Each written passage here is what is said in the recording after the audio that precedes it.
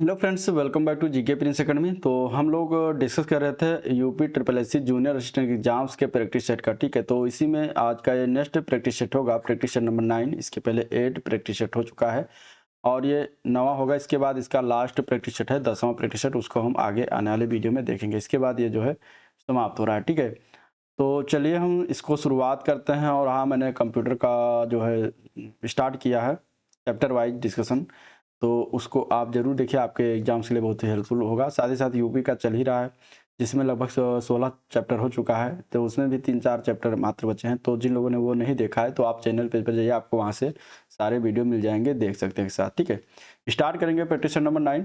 और स्टार्ट करने से पहले अगर आप लोग चैनल पर नए हैं, अभी तो सब्सक्राइब नहीं किया तो चैनल को सब्सक्राइब करना मत भूलिएगा। साथ ही साथ वीडियो को भी लाइक करते चलिएगा। अब इसमें पहला क्वेश्चन सबसे पहले हम हिंदी के देखेंगे। दिया गया है हिंदी परिज्ञान और लेखन योग्यता।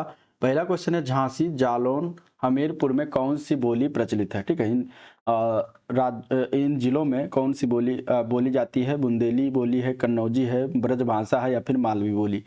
तो देखिए, झांसी, जालौन, हमीरपुर जो उत्तर प्रदेश में जिले हैं, यहाँ पे जो बोली प्रचलित है वो है बुंदेली। ठीक है, तो आंसर यहाँ पे ए ऑप्शन करेक्ट है, जो पश्चिमी हिंदी की बोली है। और बुंदेली बोली यहाँ पे सबसे ज़्यादा बोली बोली जाती है। पश्चिमी हिंदी का जो विकास हुआ है वो सौर सेनी अपभ्रंश से हुआ है। किस अपभ्रंश से हुआ है? सौर सेनी अपभ्रंश से हुआ है, जो कि ये एग्जाम में इस टाइप का क्वेश्चन बनता है। ठीक है, और बुंदेली में लोक साहित्य जो है काफ़ी है। इसमें अगर हम बात करें तो ईसुरी के फाग जो है सबसे बड़ा मतलब प्रसिद्ध है, जो कि ये किस क्षेत्र से, किस विधा से, तो बुंदेली क्षेत्र से है। तो ये याद रखिए। चलिए, वर्णों के समुदाय को क्या कहा जाता है व्याकरण की दृष्टि से? तो वर्णों के समुदाय को वर्णमाला कहते हैं। ऑप्शन ए पार्ट राइट है, वर्णमाला कहते हैं। वर्ण जो है हमारी उच्चारित भाषा या वाणी की सबसे छोटी इकाई होती है और इन्हीं इकाइयों को मिलाकर शब्द समूह या फिर वाक्यों की रचना की जाती है। तो ये क्वेश्चन नंबर 2 का आंसर ए पार्ट हो जाएगा। अगला प्रश्न देखते हैं, क्वेश्चन नंबर 3। निम्नलिखित में से कौन सा स्वर कंठ तालव्य है? ठीक है, एक क्वेश्चन इससे आपको एग्जाम में मिल जाएगा। ये कंठ है, ओष्ठ है, कंठ्योष्ठ है, कंठ तालव्य है, ठीक है, मूर्धन्य है। तो यहाँ आपको याद रखना है कंठ तालव्य, इसमें से कौन सा स्वर है ये बताना है। क्वेश्चन नंबर 3 का आंसर यहाँ पे डी पार्ट है। ठीक है, ए जो होता है ये कंठ तालव्य आता है। ए और आय ये दोनों वर्ड जो हैं ये कंठ तालव्य होते हैं। और छोटा आ और बड़ा आ जो होता है, दोनों स्वर जो है ये कंठ के अंतर्गत आता है। ठीक है, कंठ के अंतर्गत छोटा आ और बड़ा आ दोनों शब्द आते हैं। और इसके अलावा छोटा ओ आओ, ओ और आओ जो होता है ये दोनों अगर हम बात करेंगे तो ये होता है कंठोष्ठ। ठीक है, कंठोष्ठ होता है स्वर, इसको क्या कहते हैं? कंठोष्ठ कहते हैं, जो कि ये एग्जाम में इस तरीके से बन सकता है। और छोटी ई और बड़ी ई जब होता है तो ये दोनों अगर आपका कहीं पर मिल जाए तो इसको जब पूछा जाएगा तो ये तालव्य के अंतर्गत आता है, तालव्य के अंतर्गत आता है। तो इस प्रकार ये याद रखिएगा। चलिए, क्वेश्चन नंबर 4 है, निम्नलिखित में से कंठ वर्ण कौन सा है? ठीक है, इनमें से बताना है कौन सा ऑप्शन कंठ वर्ण को जो है डिनोट करता है इसमें से। तो यहाँ पे आंसर हो जाएगा बी ऑप्शन। क्वेश्चन नंबर 4 का आंसर बी पार्ट है। बड़ा आ और हा और विसर्ग ये तीनों जो है कंठ वर्ण के अंतर्गत आते हैं। ठीक है, कंठ वर्ण के अंतर्गत आते हैं। इसके अलावा व्यंजन में व्यंजन जो वर्ण है का वर्ग, जिसमें का, ख, ग, घ, अंगा ये चारों पांचों और हा और छोटा और बड़ा आ ये सभी जो है कंठ वर्ण होते हैं, ये आपको याद रखना है। चलिए, क्वेश्चन नंबर 5 है, उनमें से कौन सा ऊष्म व्यंजन नहीं है? ऊष्म व्यंजन, ऊष्म व्यंजन की बात करेंगे तो देखिए ऊष्म व्यंजन 4 हैं। कौन कौन सा है? तो सा, तीनों सा आता है। ठीक है, उसमें दंती सा और ये सा और इसके बाद ये सा, है तीनों सा आते हैं और एक हा, ये 4 वर्ण हैं जो ऊष्म व्यंजन कहलाते हैं। तो आंसर यहाँ पे क्या है? सी ऑप्शन है, जो कि गा जो है वो ऊष्म व्यंजन नहीं है। गा जो आता है का वर्ग के अंतर्गत आता है, यह कंठ वर्ण होता है। ठीक है, और इस जो ऊष्म व्यंजन है सा सा सा हा, ये चारों जो है महाप्राण व्यंजन भी कहा जाता है इनको, कि महाप्राण व्यंजन भी इन्हें कहा जाता है। तो अगर आपका ऑप्शन में कहीं मिल जाए महाप्राण व्यंजन तो इनके अंतर्गत आ जाएगा। गा जो है अल्प प्राण के अंतर्गत आता है। निम्नलिखित में से कौन सा शब्द समूहवाचक संज्ञा नहीं? इनमें से सभा, कक्षा, भीड़, दौड़, इसमें से कौन सा एक समूहवाचक संज्ञा नहीं है? समूहवाचक संज्ञा किसे कहते हैं? तो जिस संज्ञा से वस्तु अथवा व्यक्ति के समूह का बोध होता हो वहां पे समूहवाचक संज्ञा होती है। जैसे कि उदाहरण में सभा हो गया, ठीक है, इसमें सभा जब लगती है तब किसी एक के द्वारा सभा थोड़ी ना लगती, उसमें बहुत सारे लोग होते हैं तो समूह वाचक संज्ञा के अंतर्गत जाएगा। इसी प्रकार कक्षा हो जाती है, इसी प्रकार भीड़ है, दल है, गुच्छा है, कुंज है, ये सभी क्या है, समूहवाचक संज्ञा है। लेकिन यहाँ पे ऑप्शन में देखेंगे डी पार्ट जो दिया गया है दौड़, तो दौड़ शब्द जो है समूहवाचक संज्ञा नहीं होती। दौड़ शब्द किसके अंतर्गत आता है, तो दौड़ शब्द जो है ये भाववाचक संज्ञा का उदाहरण है, ठीक है, भाववाचक संज्ञा का उदाहरण है। तो यहाँ पे आंसर हो जाएगा डी ऑप्शन। चलिए क्वेश्चन नंबर 7 है, जिन भाववाचक संज्ञाओं के अंत में हट होता है उनका लिंग क्या होता है, पुल्लिंग होता है या फिर स्त्रीलिंग होता है। तो देखिए भाववाचक संज्ञाएं जो होती हैं उसमें अगर अंत में हट लगा होता है या फिर टा लगा होता है या फिर वट लगा होता है तो वह संज्ञाएं स्त्रीलिंग में होती हैं, स्त्रीलिंग के अंतर्गत आती हैं। तो आंसर बी ऑप्शन इसका राइट है। जैसे कि सजावट, ठीक है, सजावट ये क्या है, ये स्त्रीलिंग है, ठीक है। इसी प्रकार अगर हम देखेंगे चिकनाहट तो ये भी क्या है, ये स्त्रीलिंग शब्द हो जाएगा। जहाँ पे हट वट और आहट ये भी स्त्रीलिंग हो गया, ठीक है। तो ये सभी शब्द क्या हैं, आपके स्त्रीलिंग शब्द के अंतर्गत आती हैं। चलिए अकारांत स्त्रीलिंग शब्द का बहुवचन बनाने के लिए क्या किया जाता है। तो अकारांत स्त्रीलिंग शब्द का अगर हमें बहुवचन बनाना है तो अकारांत मतलब विभक्त रहित संज्ञाओं के बहुवचन बनाने के नियम के अनुसार अगर हम देखते हैं तो अकारांत स्त्रीलिंग शब्दों का बहुवचन बनाने के लिए हमें अंत स्वर मतलब छोटा आ को ए कर देते हैं। जैसे कि ऑप्शन में देखिए गाय है, इसका अगर हमें बहुवचन बनाना है तो देखिए लास्ट में यहाँ पे छोटा आ रहा है गाय में और इसको हम ऐ कर देंगे, यानी कि इसका हो जाएगा बहुवचन क्या, गायें, ठीक है। इस तरीके से रात है, रात एक वचन है और रात का जब बहुवचन बनाएंगे तो हो जाएगा रातें, तो ये इसका बहुवचन हो जाएगा। तो यहाँ पे ऐ लगाया जाता है, ठीक है। अकारांत स्त्रीलिंग शब्द बहुवचन बनाने के लिए अंत स्वर के बदले हम ऐ लगाते हैं। आंसर 8 का सी पार्ट है। चलिए अगला प्रश्न है, सर्वनाम के कुल कितने भेद हैं। सर्वनाम के भेद अगर हम बात करेंगे प्रयोग के आधार पर तो सर्वनाम के भेद जो प्रयोग के आधार पर कुल 6 भेद होते हैं। यहाँ पे बी ऑप्शन सही है। 6 भेद में कौन कौन सा आता है, तो पहला उसमें आ जाता है पुरुषवाचक सर्वनाम, ठीक है, पुरुषवाचक सर्वनाम। दूसरा है निजवाचक सर्वनाम, निजवाचक सर्वनाम हो गया। तीसरा इसमें आ जाता है आपका संबंधवाचक सर्वनाम, ठीक है, संबंधवाचक सर्वनाम। इसके बाद चौथा आ जाता है प्रश्नवाचक सर्वनाम, प्रश्नवाचक सर्वनाम के बाद आपका आ जाता है 5वां निश्चयवाचक सर्वनाम, ठीक है, निश्चयवाचक सर्वनाम। और इसके बाद 6वां सबसे आ जाता है अनिश्चयवाचक सर्वनाम, अनिश्चयवाचक सर्वनाम। तो इस प्रकार 6 प्रकार होते हैं, प्रयोग के आधार पर 6 भेद होते हैं सर्वनाम के। चलिए अगला प्रश्न देखते हैं, क्वेश्चन नंबर 10 दिया गया है, वो बहुत अच्छा लड़का है, इनमें से वो कौन सा सर्वनाम है, इनमें से बताना है वह शब्द जो है कौन से सर्वनाम के अंतर्गत आता है। तो वह देखिए, वह बहुत अच्छा लड़का है मतलब कि ये डिनोट कर रहा है कि निश्चय चीज का, मतलब कि बिल्कुल स्थिति को बता रहा है। तो यहाँ पे आंसर क्या हो जाएगा, ए पार्ट, ये निश्चयवाचक सर्वनाम के अंतर्गत आएगा। किसी वस्तु का निश्चित बोध हो तो वहां पे निश्चयवाचक सर्वनाम होता है, जैसे कि यह और वो हो, तो ये दोनों शब्द आपको मिल जाते हैं, यह और वो हो, तो ये क्या है, ये आपका निश्चयवाचक सर्वनाम है, ठीक है। चलिए यह मेरा घर है, इस वाक्य में यह किस प्रकार का विशेषण है। विशेषण की अगर हम बात करेंगे तो यहाँ पे देखिए जो यह शब्द है ये सार्वनामक विशेषण का प्रयोग किया गया, यहाँ पे सार्वनामिक विशेषण का प्रयोग किया गया। तो आंसर बी ऑप्शन करेक्ट हो जाएगा, ठीक है। सार्वनामिक विशेषण के कितने प्रकार होते हैं, तो 2 प्रकार का होता है सार्वनामिक विशेषण। पहला उसमें आता है यौगिक सार्वनामिक विशेषण और दूसरा इसका प्रकार होता है मौलिक सार्वनामिक विशेषण, ठीक है। तो इस प्रकार सार्वनामिक विशेषण के 2 प्रकार होते हैं। और यौगिक सार्वनामिक में जैसे ऐसा, कैसा, जैसा ये सब आ जाते हैं। मौलिक सार्वनामिक में ये है, वो हो, कोई, ये सब आ जाता है, ठीक है। तो ये आपको इसके अंदर वाला भी याद रखना है क्योंकि अभी एग्जाम में जो है बहुत अंदर घुस के पूछता है। निम्नलिखित में से सकर्मक क्रिया छांटिए, अगले प्रश्न बताना है सकर्मक क्रिया इनमें से क्या है। तो देखिए सकर्मक क्या होता है, जिस वाक्य में क्रिया के व्यापार का प्रभाव कर्म पर पड़ता हो वहां पे सकर्मक क्रिया होती है। जैसे यहाँ पे अगर हम देखेंगे लिखना, ठीक है, तो लिखना जो होगा कोई ना कोई कर्म इसमें जुड़ेगा तभी लिखना सब संभव हो पाएगा। तो यहाँ पे आंसर डी ऑप्शन हो जाएगी। जैसे राधा पत्र लिखती है, ठीक है, तो क्या लिखती है, पत्र लिखती है।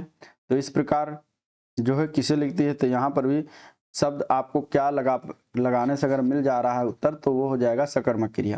तो आंसर यहाँ पे डी ऑप्शन। बाकी सोना, चलना, मुस्कुराना सभी अकर्मक क्रियाएं के अंतर्गत आती हैं। क्वेश्चन नंबर 13 है, निम्नलिखित में से प्रेरणार्थक क्रिया कौन सी है? प्रेरणार्थक क्रिया की बात करेंगे तो देखिए, जिन क्रियाओं से इस बात का बोध होता है कि कर्ता स्वयं कार्य न करके किसी दूसरे को कार्य करने के लिए प्रेरित करता है, वह प्रेरणार्थक क्रियाएं होती हैं। अब यहाँ पे ऑप्शन देखेंगे तो ऑप्शन सी ऑप्शन जो दिया गया है, गिराना।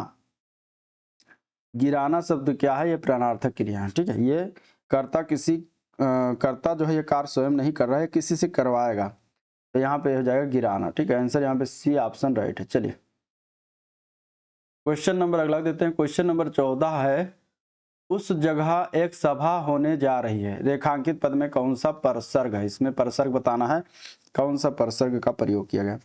तो उस जगह शब्द में अगर देखा जाए तो यहाँ पे अधिकरण परसर्ग यानी कि अधिकरण कारक का प्रयोग किया गया है।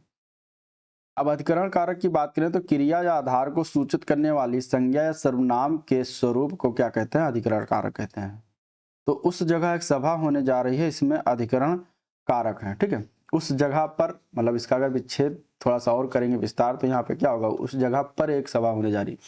तो में अथवा पर जो आपका परसर्ग होता है, जो अधिकरण कारक का होता है, तो यहाँ पे पर क्या है जो है इसी में विलुप्त है। ठीक है, तो उस जगह एक सभा होने जा रही है, यह अधिकरण कारक के अंतर्गत आएगा, ये आपको याद होना चाहिए। चलिए क्वेश्चन नंबर 15, जिस वाक्य में कर्म के अनुसार क्रिया में परिवर्तन होता है, उस वाक्य को क्या कहा जाता है?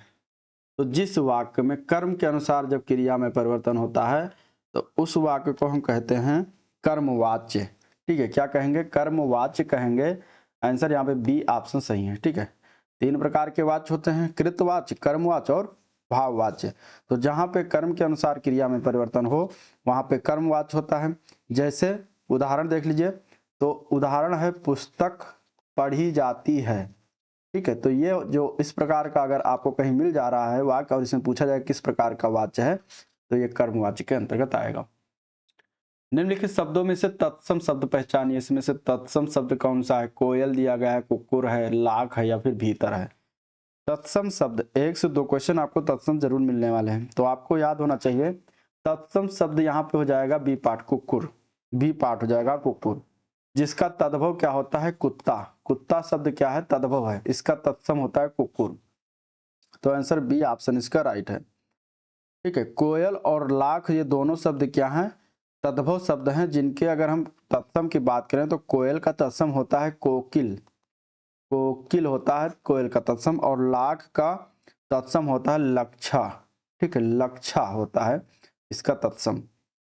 और भीतर का तत्सम होता है अभ्यांतर। ठीक है, आभ्यंतर होता है, अभ्यंतर, ये भीतर का जो है तत्सम होता है।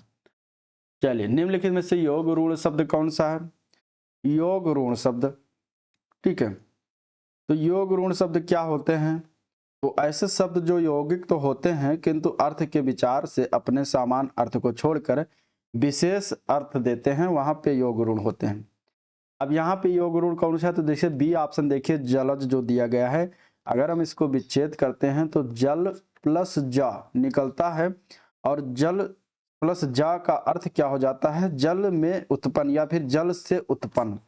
तो जल से उत्पन्न, किंतु इससे किसका अर्थ निकाला जाता है? तो देखिए जल से उत्पन्न या जल में उत्पन्न होता है कमल, तो कमल का अर्थ यहाँ पे निकलता है। तो इस प्रकार यहाँ पे जलज शब्द योग ऋण शब्द हो जाता है। तो राइट आंसर यहाँ पे बी ऑप्शन हो जाएगा। ठीक है, कोई दूसरा अर्थ निकल जाए उनके विच्छेद करने पर, तो वहां पे क्या हो जाता है? जलज हो जाता है, ओ योग ऋण शब्द हो जाता है। चलिए अगले प्रश्न में हमें बताना है, निम्नलिखित विकल्प में से सभी शब्द परस्पर पर्यायवाची हैं, इनमें से कौन सा ऑप्शन है जो एक दूसरे के पर्यायवाची हैं? तो देखिए यहाँ पे पर्यायवाची की बात करेंगे तो जो बी पार्ट दिया गया है, बदन, आनन, आस्य, वदन, आनन, आस्य, ये तीनों एक दूसरे के पर्यायवाची हैं, तो आंसर बी ऑप्शन इसका राइट है। और ये तीनों किसके पर्यायवाची हैं? तो ये मुख के पर्यायवाची है। ठीक है, मुख, मुख के पर्यायवाची ये तीनों हैं। मुखड़ा, मुंह, आस, आनन, वदन, ये सभी एक दूसरे के पर्यायवाची हैं। तो ये हो जाएगा ऑप्शन बी पार्ट सही इसका। बाकी ऑप्शन ए में देखते हैं, कनक, कंचन, निनाद। तो कनक और कंचन जो है वो सोना का पर्यायवाची है। ठीक है, ये दोनों क्या है? सोने के पर्यायवाची हैं, लेकिन निनाद जो है सोना का पर्यायवाची नहीं है। निनाद का अर्थ होता है उच्च आवाज, तो यहाँ पे ये अलग हो जाएगा। इसके बाद नियत, विधि और धीवर। तो नियत विधि जो होता है दोनों किस्मत के पर्यायवाची हैं, ठीक है। नियति और विधि किस्मत के पर्यायवाची हैं, और धीवर शब्द जो होता है ये मछुआरा का पर्यायवाची होता है यहाँ पे, ठीक है। तो इस प्रकार यहाँ पे ये अलग हो जाएगा। इसके बाद आशुग एवं तीर, ये दोनों शब्द जो है बाण का पर्यायवाची, किसका पर्यायवाची है? बाण का। और प्राज्ञता जो दिया गया है ये मेधा का पर्यायवाची होता है, ठीक है। तो यहाँ पे ये अलग हो जाएगा।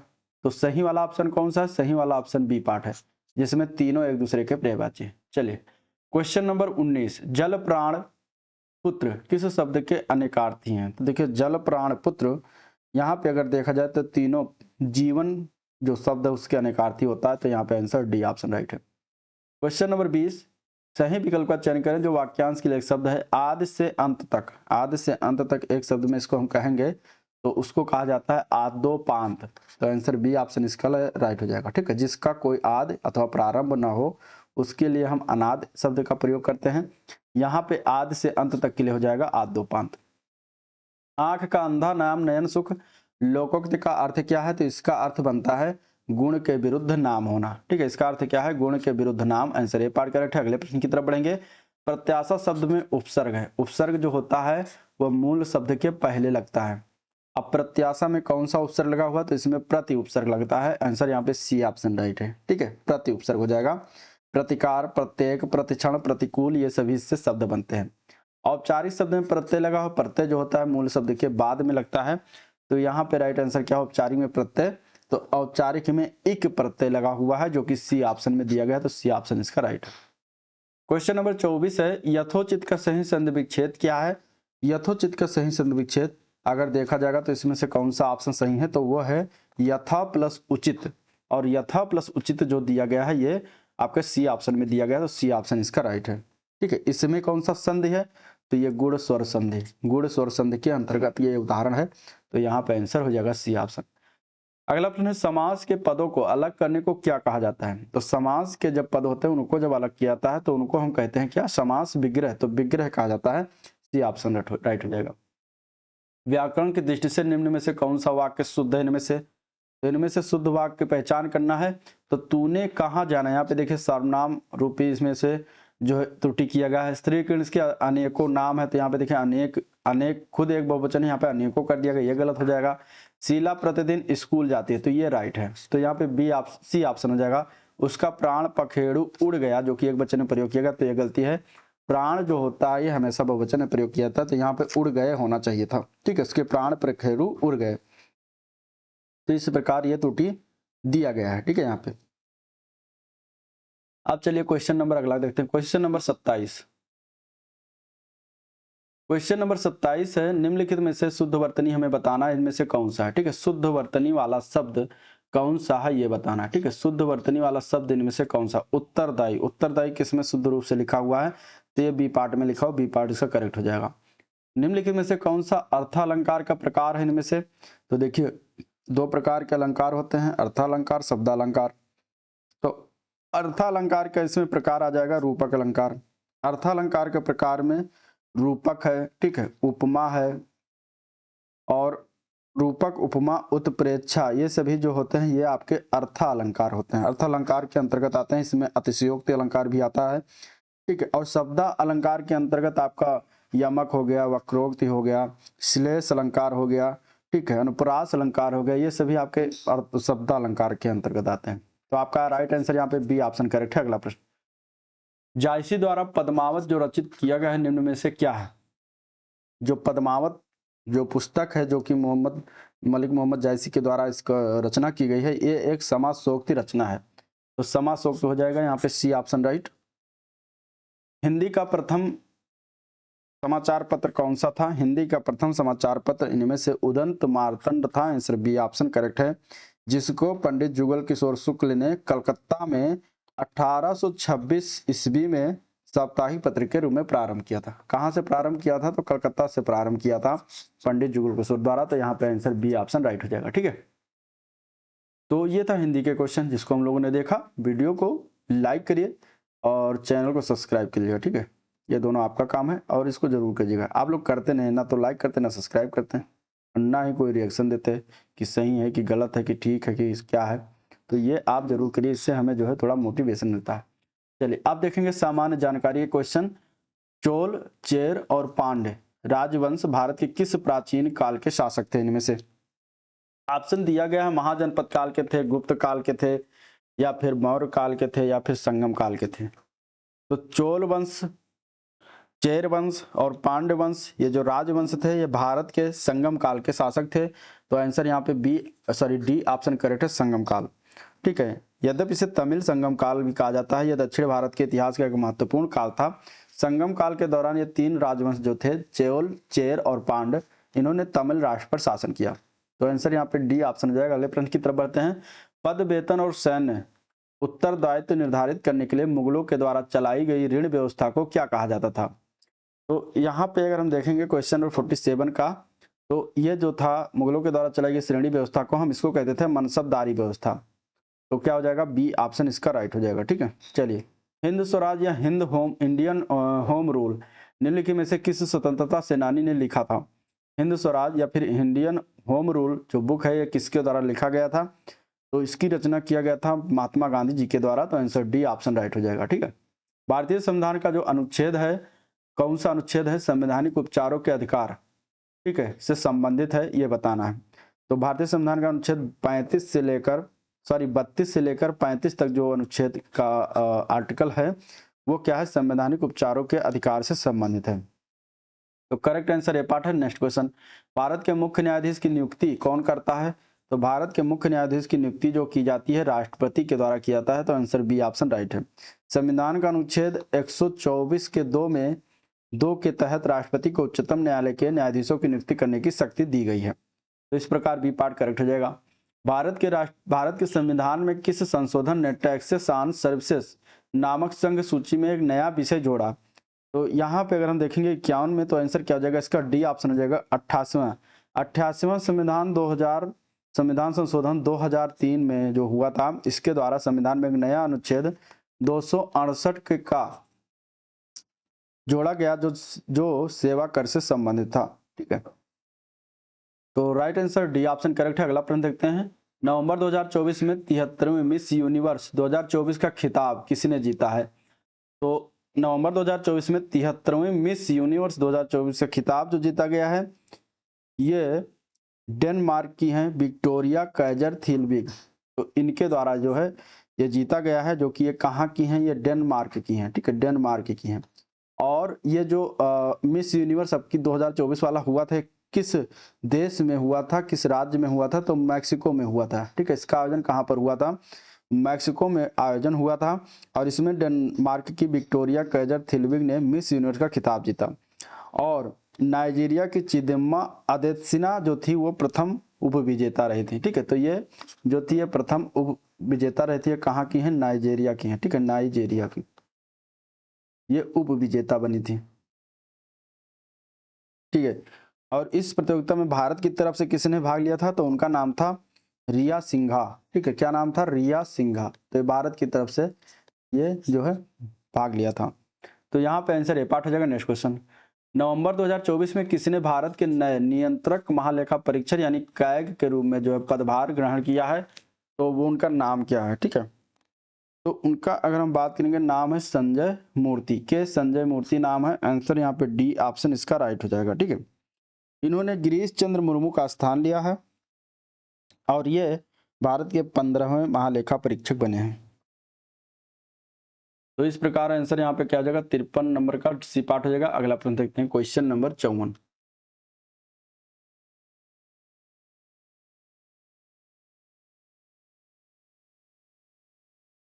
क्वेश्चन नंबर 54 है, निम्नलिखित में से कौन सा भारतीय राज्य दक्कन के पठार से घिरा नहीं है? इनमें से तो अगर यहाँ पे हम देखेंगे तो देखिए तेलंगाना, महाराष्ट्र, आंध्र प्रदेश, कर्नाटक, केरल और तमिलनाडु तक ये फैला हुआ है। और यहाँ पे अगर देखा जाए तो मध्य प्रदेश जो ऑप्शन दिया गया है ये जो है दक्कन के पठार से घिरा हुआ नहीं है। तो आंसर सी ऑप्शन इसका राइट हो जाएगा। निम्नलिखित में से कौन सी गोदावरी नदी की सहायक नदी इनमें से नहीं है?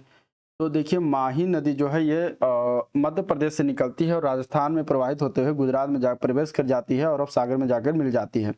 तो माही नदी एक भारत की एकमात्र नदी है जो कर्क रेखा को 2 बार काटती है और ये गोदावरी की सहायक नदी नहीं है। तो यहाँ पे डी ऑप्शन इसका राइट हो जाएगा। क्वेश्चन नंबर 56 से निम्नलिखित में से कौन सा भारत का एक जैवमंडल संरक्षित क्षेत्र नहीं है? इनमें से जैवमंडल संरक्षित क्षेत्र की बात करेंगे तो यहाँ पे देखिए गिर वन जो है, गिर वन, ठीक है, ये क्या है? जैवमंडल संरक्षित क्षेत्र के अंतर्गत नहीं आता है। गिर वन कहाँ पर है? गिर राष्ट्रीय उद्यान जो है गुजरात राज्य में पड़ता है। खेती के लिए दी गई भूमि में श्रम और पूंजी के अधिक उपयोग वाली खेती को क्या कहते हैं? तो खेती के लिए दी गई भूमि में श्रम और पूंजी के अधिक उपयोग वाली खेती को हम कहते हैं गहन खेती। आंसर यहाँ पे ए पार्ट है, गहन खेती कहा जाता है। गहन खेती या गहन कृषि एक प्रकार की कृषि है जो जिसमें फसलों की उच्च पैदावार उत्पन्न करने के लिए श्रम पूंजी प्रौद्योगिकी की उच्च इनपुट जो है इसमें शामिलित होते हैं। ठीक है, जब एक पत्थर ऊपर की ओर फेंका जाता है तो किस प्रकार का ऊर्जा रूपांतरण होता है? इसमें से बताना है। ठीक है, जब एक पत्थर ऊपर की ओर फेंका जाता है तो किस प्रकार का ऊर्जा रूपांतरण होता है? तो देखिए ऊर्जा संरक्षण के नियम के अनुसार जब एक पत्थर ऊपर की ओर फेंकते हैं तो उसमें गतिज ऊर्जा गुरुत्व स्थितिज ऊर्जा में रूपांतरित हो जाती है। तो गतिज ऊर्जा क्या होगी? गुरुत्व स्थितिज ऊर्जा में बदल जाएगी। तो आंसर यहाँ पे सी ऑप्शन इसके लिए राइट हो जाएगा। हल्दी पाउडर में किसकी मिलावट की जाती है? हल्दी पाउडर में अगर देखा जाए तो लेड क्रोमेट, जो कि हल्दी की रंगत को बेहतर करने और इसे ज्यादा पीला या चमकीला दिखाने के लिए मिलाया जाता है। हल्दी में करक्यूमिन नामक रसायन होता है जो किसी व्यक्ति के शरीर में हड्डी की चोट के कारण उत्पन्न सूजन को कम कर सकता है। तो यहाँ पे आंसर ए पार्ट हो जाएगा, लेड क्रोमेट। इनमें से कौन सी प्रजातियां पौधे और जानवरों की वह प्रजातियां हैं जो विशेष रूप से किसी विशेष क्षेत्र में पाई जाती हैं? तो देखिए जो स्थानिक प्रजातियां हैं पौधे और जानवरों की वह प्रजातियां हैं जो विशेष रूप से किसी विशेष क्षेत्र में पाई जाती हैं। तो आंसर क्या हो जाएगा? D option. निम्नलिखित में से कौन सा रोग मच्छर के काटने से नहीं होता? इनमें से तो मलेरिया मच्छर काटने से होता है, डेंगू भी होता है, फिलपांव भी होता है, हेपेटाइटिस जो बीमारी है मच्छर के काटने से नहीं फैलता। तो ए पार्ट इसका राइट हो जाएगा। ये जो होता है वायरस जनित बीमारी है। तो यहाँ पर आंसर ए पार्ट करेक्ट हो जाएगा। अगला प्रश्न है समुद्र दूध समुद्री भोजन मेवे और साबुत अनाज में कौन सा खनिज उच्च मात्रा में होता है जो हड्डियों के स्वास्थ्य और हमारे शरीर की मरम्मत की प्रक्रिया में सहायता करता है? तो यहाँ पे इसका आंसर क्या हो जाएगा? यहाँ पे अगर हम देखेंगे तो इसमें सबसे ज्यादा फास्फोरस की मात्रा पाई जाती है। तो आंसर यहाँ पे सी ऑप्शन इसका राइट हो जाएगा, फास्फोरस। ठीक है, फास्फोरस उच्च मात्रा में होता है। तो आंसर क्या है? C option. किस प्रकार की कृषि में भूमि का उपयोग भोजन व चारे की फसलें उगाने और पशुपालन पालन के लिए जो है पशुधन पालन के लिए किया जाता है? तो कौन सी प्रकार की खेती होती है, कृषि होती है? तो उसको हम कहते हैं मिश्रित खेती। यहाँ पे आंसर ए पार्ट करेक्ट है। द व्हाइट टाइगर नामक पुस्तक के लेखक कौन है, उनका नाम क्या है ये बताना है। तो द व्हाइट टाइगर जो उपन्यास है ये पुस्तक लिखा गया है अरविंद अडीगा के द्वारा। तो आंसर यहाँ पे डी ऑप्शन राइट हो जाएगा। ठीक है, इनके द्वारा लिखित ये पहला उपन्यास है और इस उपन्यास के लिए 2028 में बुकर पुरस्कार से भी सम्मानित किया गया था।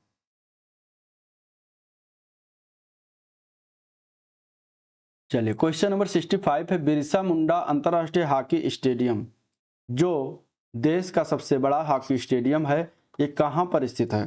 तो बिरसा मुंडा हॉकी स्टेडियम जो है देश का सबसे बड़ा हॉकी स्टेडियम है, ये ओडिशा के राउरकेला में स्थित है। तो यहाँ पे आंसर इसका डी ऑप्शन करेक्ट है। ठीक है, चलिए तो ये हो गया जीएस के क्वेश्चन। अब हम देखेंगे 15 के क्वेश्चन कंप्यूटर के, इसके बाद यूपी स्पेशल देखेंगे। फिर वीडियो को एंड करते हैं। वीडियो को लाइक करिए, चैनल को फटाफट सब्सक्राइब कर लीजिए।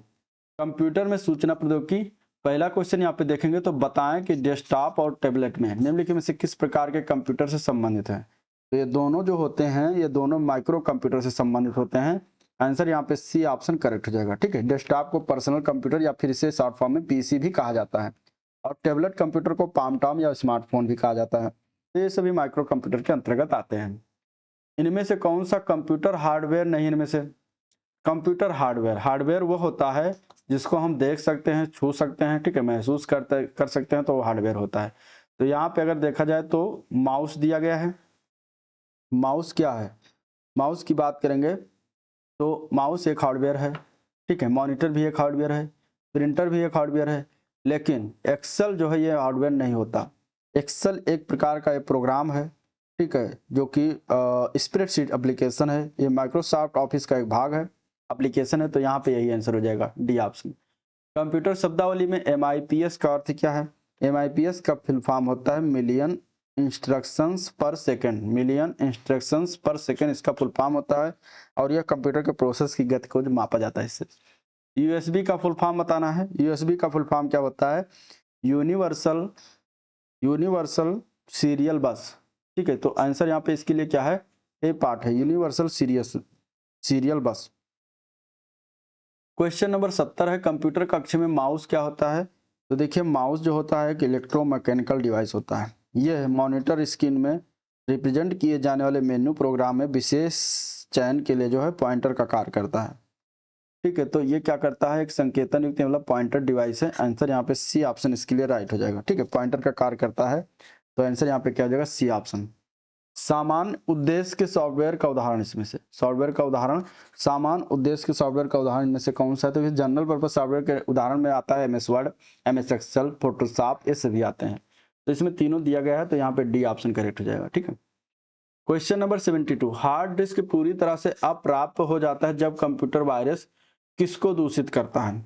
तो देखिए 72 का आंसर की बात करेंगे तो हार्ड डिस्क पूरी तरह से इनएक्सेसिबल हो जाता है जब कंप्यूटर वायरस जो होता है वो पार्टीशन टेबल को करप्ट करता है। ठीक है, तो पार्टीशन टेबल को जब करप्ट करेगा तो पूरी तरीके से क्या होता है? बेकार हो जाता है, तो आंसर ये पार्ट हो जाएगा। क्वेश्चन नंबर 73, कंपाइलिंग क्रिएट करता है, कंपाइलिंग क्या क्रिएट करता है? तो 73 की अगर बात करें तो कंपाइलिंग जो है ये एरर फ्री प्रोग्राम क्रिएट करता है। ठीक है, तो एरर फ्री प्रोग्राम इसका राइट आंसर हो जाएगा A part, error free program. Internet क्या है? क्वेश्चन नंबर 74, तो इंटरनेट एक दूसरे से जुड़े कंप्यूटर्स का एक विशाल व्यापी विश्वव्यापी नेटवर्क या फिर जाल है। ठीक है, तो यहाँ पे क्या हो जाएगा? कंप्यूटर पर आधारित अंतरराष्ट्रीय सूचनाओं का जाल या तंत्र है, तो डी ऑप्शन इसके लिए राइट हो जाएगा। निम्नांकित में से कौन सा एक वैलिड डोमेन नेम एक्सटेंशन इसमें से? .com, .gov, .net। तो देखिए ये तीनों जो दिए गए हैं ये तीनों टॉप लेवल डोमेन है। ठीक है, .com, .nic, .gov, .org, .net, .info, .edu ये सभी जो है आंसर यहाँ पे हो जाएगा। ये सभी जो है वैलिड डोमेन नेम है। क्वेश्चन नंबर 76, तर्क संगत युक्तियों के विलोपन की प्रक्रिया को क्या कहते हैं? तो तर्क संगत त्रुटियों के माने कि लॉजिकल एरर के विलोपन की जो प्रोसेस होती है उसको हम कहते हैं डीबगिंग। तो आंसर बी ऑप्शन इसका राइट हो जाएगा, डीबगिंग। भारत में साइबर अपराध का प्रबंधन कौन करता है? तो भारत में साइबर अपराध का प्रबंधन जो है ये किया जाता है गृह मंत्रालय के द्वारा। आंसर बी पार्ट इसका राइट है। ग्रुप वेयर क्या होता है? ग्रुप वेयर की बात करेंगे तो एक ऐसा कंप्यूटर सॉफ्टवेयर है जो लोगों को एक दूसरे से दूर होते हुए भी एक साथ सामूहिक रूप से कार्य करने का अवसर प्रदान करता है। तो क्या है ये ग्रुप वेयर या सॉफ्टवेयर है? तो आंसर यहाँ पे क्या हो जाएगा? सी ऑप्शन राइट है। MS वर्ड 365 में Ctrl+E कौन सी कीबोर्ड का शॉर्टकट? मतलब Ctrl+E से क्या होता है? MS वर्ड 365 जो है उसमें, तो इसमें क्या होता है जब Ctrl+E करते हैं तब चयनित टेक्स्ट को सेंटर अलाइन करने के लिए किया जाता है। तो चयनित टेक्स्ट को सेंटर अलाइन करने के लिए हम Ctrl+C क्लिक करेंगे तो हो जाएगा, तो यहाँ पे आंसर हो जाएगा सी ऑप्शन। ठीक है, चलिए निम्नलिखित में से किस प्रकार की इंटरनेट सेवा में केबल या फोन लाइनों की आवश्यकता नहीं है? इनमें से, ठीक है, केबल या फोन लाइनों की आवश्यकता इनमें से इंटरनेट सेवा में कौन सी आवश्यकता नहीं होती? किस प्रकार की इंटरनेट सेवा में? तो देखिए जो सैटेलाइट इंटरनेट सेवा होती है उसमें केबल या फोन लाइन की आवश्यकता नहीं होती है। तो करेक्ट आंसर ये पार्ट है सैटेलाइट। ठीक है, बाकी ISDN जो दिया गया है ये जो है ISDN की बात करेंगे तो इंटीग्रेटेड सर्विस डिजिटल नेटवर्क होता है। डायलअप और DSL डिजिटल सब्सक्राइबर लाइन होता है जिसमें इंटरनेट सेवा के लिए केबल या फोन लाइनों की आवश्यकता होती है। तो इसमें से सिर्फ एक ही है सैटेलाइट जिसमें किसी प्रकार की केबल या फोन की लाइन की आवश्यकता नहीं होती। तो यह था कंप्यूटर क्वेश्चन। वीडियो को लाइक करिए, चैनल को सब्सक्राइब नहीं किया तो सब्सक्राइब कीजिएगा। अब हम देखेंगे उत्तर प्रदेश स्पेशल क्वेश्चन। ठीक है, 81 नंबर क्वेश्चन है, उत्तर प्रदेश में जटायु या फिर गिद्ध संरक्षण एवं प्रजनन केंद्र किस जिले में स्थापित किया गया? तो गिद्ध संरक्षण एवं प्रजनन केंद्र जो है यह स्थापना किया गया है गोरखपुर में। ठीक है, गोरखपुर वन प्रभाग के तहत ये महाराजगंज जिले के कंपियरगंज रेंज में जो है किया गया है। ठीक है, तो यहाँ पे आंसर हो जाएगा महाराजगंज, आंसर बी ऑप्शन हो जाएगा। ये 5 हेक्टेयर क्षेत्र में जो है फैला है और ये विश्व का पहला ऐसा केंद्र है, एशियाई किंग जो गिद्ध के संरक्षण को समर्पित है ये। ठीक है, चलिए निम्नलिखित में से उत्तर प्रदेश के किस जनपद में कालिंजर का किला है, किस जिले में कालिंजर का किला है? तो कालिंजर का किला पड़ता है बांदा जिला, आंसर यहाँ पे हो जाएगा बी ऑप्शन।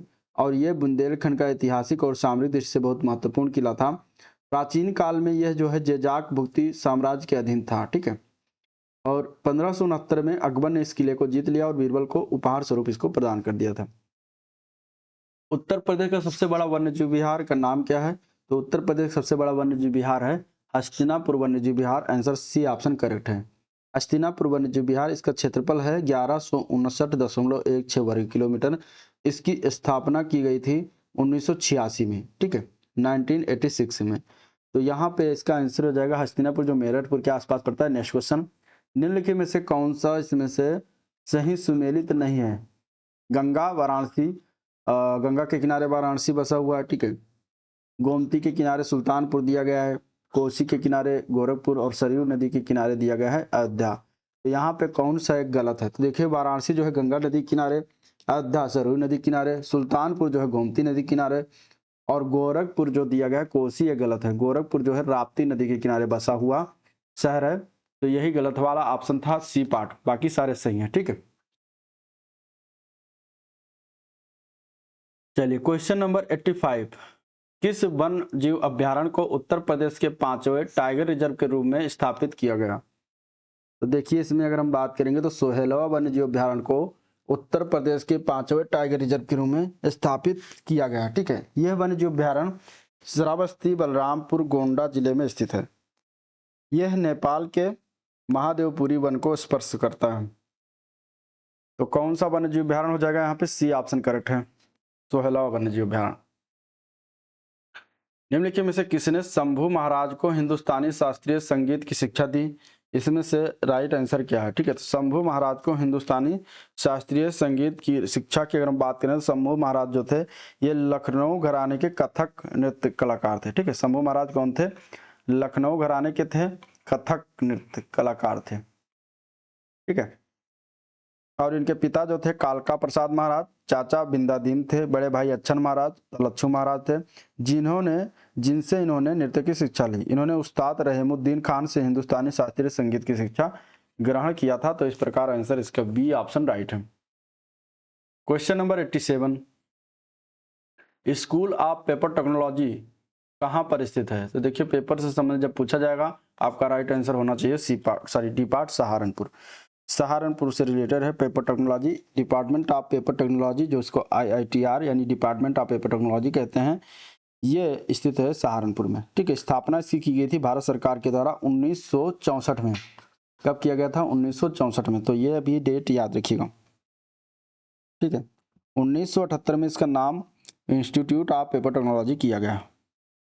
चलिए निम्नलिखित में से किसमें विज्ञान नगरी अवस्थित है? विज्ञान नगरी, तो देखिए विज्ञान नगरी की बात करेंगे तो राष्ट्रीय विज्ञान संग्रहालय परिषद जो है भारत सरकार के संस्कृति मंत्रालय की एक स्वतंत्र संस्था है। यह परिषद 27 विज्ञान केंद्र और विज्ञान संग्रहालयों का संचालन पूरे भारत में करती है। अब यहाँ पर अगर देखा जाए तो आंचलिक विज्ञान केंद्र जो कि लखनऊ में स्थित है, 1989 को इसका लोकार्पण किया गया था। तो यहाँ पे आंसर हो जाएगा सी पार्ट, लखनऊ में स्थित है। उत्तर प्रदेश खादी ग्रामोद्योग बोर्ड की स्थापना किस वर्ष में हुई थी? तो उत्तर प्रदेश खादी ग्राम उद्योग सेक्टर की अगर हम बात करेंगे तो इस अधिनियम संख्या 10 और 1960 के अंतर्गत बोर्ड का गठन सलाहकार बोर्ड के रूप में 1960 में किया गया था। तो राइट आंसर यहाँ पे बी ऑप्शन करेक्ट है, 1960 में। क्वेश्चन नंबर 90, दिया गया उत्तर प्रदेश के निम्नलिखित में से किस जनपद में अगरिया जनजाति निवास करती है? तो इसमें अगर देखा जाएगा अगरिया जनजात जो पाई जाती है उत्तर प्रदेश में, ये सोनभद्र जिले में निवास करती है। तो यहाँ पे आपका आंसर हो जाएगा डी ऑप्शन, सोनभद्र जिला। ठीक है, सोनभद्र जिले में अन्य निवास जनजातियां जैसे गोंड हो गया, ये भी सोनभद्र जिले में है। ठीक है, धुरिया, नायक, ओझा, पथारी, खरवार, बैगा, पनिका, चेरो, भुइया, ये सभी जो सोनभद्र में जातियां निवास करती हैं। उत्तर प्रदेश शासन द्वारा जिस आयु वर्ग के बच्चों को प्राथमिक शिक्षा उपलब्ध कराने में उच्च प्राथमिकता दी जा रही है वो कौन सा है, वो कौन से वर्ष तक है, ये बताना। देखिए उत्तर प्रदेश शासन के द्वारा 6 से लेकर 14 वर्ष की जो आयु के वर्ग के बच्चे हैं उन सभी को प्राथमिक शिक्षा उपलब्ध कराने में उच्च प्राथमिकता प्रदान करते हुए कार्यक्रमों के निर्धारण कर अपनी प्रतिबद्धता को जो है प्रदर्शित किया गया है। तो आंसर यहाँ पे डी ऑप्शन सही है, 14 वर्ष तक, 6 से लेकर 14 वर्ष तक के बच्चों को इसमें सम्मिलित किया गया है। गुजराई सौर ऊर्जा स्टेशन उत्तर प्रदेश के कानपुर देहात में स्थित है। इस सौर ऊर्जा स्टेशन की क्षमता कितनी है बताना है, ठीक है।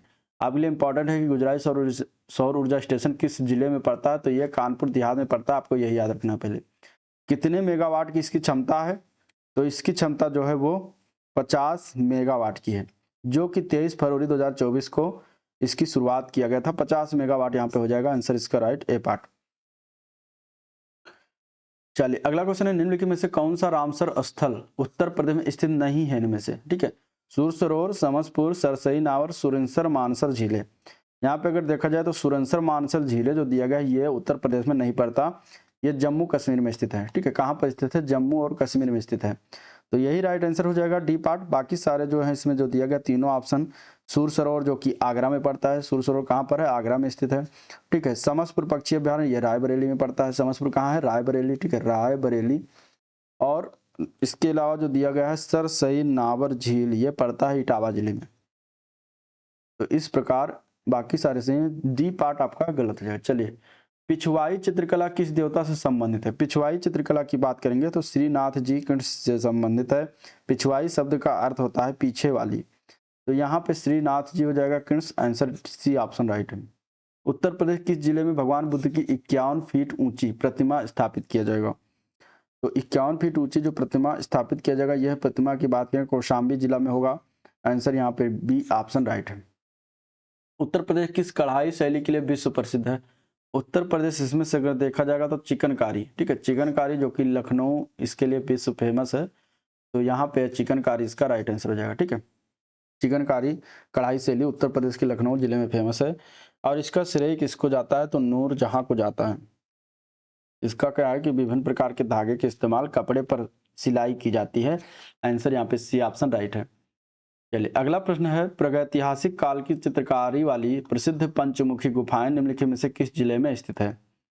तो देखिए अगर हम बात करेंगे पंचमुखी गुफाएं जो प्रागैतिहासिक काल की चित्रकारी वाली हैं, तो ये कौन से जिला में पड़ता है, तो ये सोनभद्र जिला है, जहाँ पे गुफा पेंटिंग साइट के लिए विख्यात है। तो आंसर यहाँ पे क्या हो जाएगा, पंचमुखी सोनभद्र, ठीक है, आंसर क्या हो जाएगा सी ऑप्शन। उत्तर प्रदेश दिवस निम्नलिखित में से किस तारीख को मनाया जाता है, तो ये मनाया जाता है हर वर्ष 24 जनवरी को। कब से शुरुआत किया गया है, तो सन 2018 से इसको शुरुआत किया गया है, तो यहाँ पे आंसर हो जाएगा डी ऑप्शन। प्रसिद्ध भारतीय तबला वादक का नाम बताएं जिनका जन्म उत्तर प्रदेश के वाराणसी जिले में कबीर चौरा में हुआ था, जो बनारस घराने से संबंधित है, उनका नाम क्या है। तो उनका नाम की अगर हम बात करेंगे तो वह थे पंडित किशन महाराज, ठीक है, उनका नाम क्या था, पंडित किशन महाराज, जो कि इनका जन्म वाराणसी के कबीर चौरा मोहल्ले में 1923 को संगीतज्ञ के परिवार में हुआ था। ये बनारस घराने के सुप्रसिद्ध तबला वादक थे, ठीक है, कौन है, ये तबला वादक थे, और इन्हें भारत सरकार के द्वारा 1973 में इनको पद्मश्री से सम्मानित किया गया, और इसके बाद 2002 में इन्हें पद्म विभूषण से सम्मानित किया गया, ठीक है। चलिए क्वेश्चन नंबर 100, महादेवी वर्मा का जन्म किस शहर में हुआ था, कवयित्री महादेवी वर्मा का जन्म किस शहर में हुआ था, तो इनका जन्म हुआ है फर्रुखाबाद जिला। कब हुआ है, 1907 को, इनका जन्म कब हुआ है, 1907 में हुआ था फर्रुखाबाद जिले में, तो यहाँ पे राइट आंसर हो जाएगा डी ऑप्शन इसका, ठीक है। इनके प्रमुख जो कविता संग्रह हैं उसमें निहार, रश्मि, नीरजा और सांध गीत आते हैं, जो बहुत बार एग्जाम में इनसे पूछा गया है, तो आपको ये याद होना चाहिए, ठीक है। इन्हें ज्ञानपीठ पुरस्कार जो मिला है, इनकी काव्य संकलन है यामा, यामा के लिए इन्हें ज्ञानपीठ पुरस्कार मिला था 1982 में। कब मिला था, 1982 में मिला था, तो ये भी आपको याद रखिए। इनका देहांत कहाँ पर हुआ, तो इलाहाबाद में हुआ 1987 में, ठीक है। तो ये था इनके बारे में, तो ये था ओवरऑल वीडियो जिसको हम लोगों ने देखा, डिस्कस किया। अगर वीडियो पसंद आया तो लाइक करिए, चैनल को सब्सक्राइब नहीं किया अभी तो सब्सक्राइब कर लीजिएगा, तभी जाएगा, ठीक है। तो आज का यहीं पर वीडियो एंड कर देंगे। इसके बाद इसका एक और प्रैक्टिस सेट बचा है जो कि है प्रैक्टिस नंबर 10, तो उसको आने वाले दिनों में हम अगले दिनों में देख लेंगे। इसके बाद यह बुक समाप्त हो जाती है, फिर इसका हम एक साथ आपको संस्करण दे देंगे, एक साथ आप इसको देख सकते हैं। तो ठीक है, चलिए चैनल से जुड़े रहिएगा। आज के लिए इतना ही, मिलते हैं नेक्स्ट वीडियो में, तब तक के लिए थैंक यू।